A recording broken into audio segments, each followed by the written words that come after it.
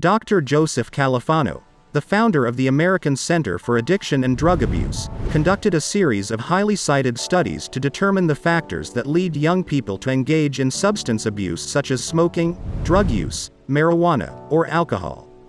These factors include a bad environment, negative influence from friends, family challenges, and lack of education. To find answers, Dr. Califano formed a strong research team from various states across America and initiated an extensive study involving 1,987 teenagers aged 12 to 17 who had experience with using and abusing cigarettes, alcohol, and drugs. Their research methodology involved inviting young participants to participate in interviews conducted over the phone. Through a series of interviews, observations, and structured tests, they were asked about their behaviors, emotions, and social connections that contributed to their substance abuse. For instance, the participants were asked to recall their first experience with smoking cigarettes, marijuana, or alcohol, and to reflect on the reasons behind their initial use and how they felt before taking the substances. They were also prompted to identify the factors or triggers that led them to engage in substance abuse. The analysis of the collected data revealed three main and common factors among all the teenagers. Number 1. High stress.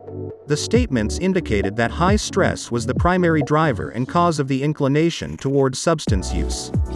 Drugs provided a temporary escape from daily life's mental pressure and stress, leading them to choose drugs as a coping mechanism. Number 2. Boredom.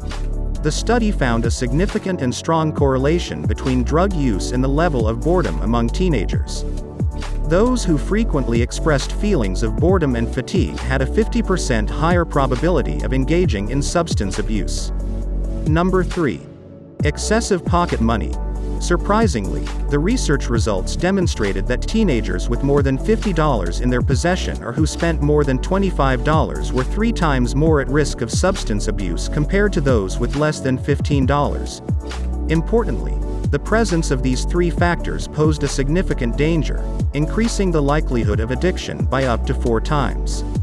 Another noteworthy finding from this study was that the influence of negative friends or the external environment had minimal impact compared to the influence of the family and their decisions. In conclusion, I propose that we gather again and watch the movie, Requiem for a Dream. We look forward to your input in the comments.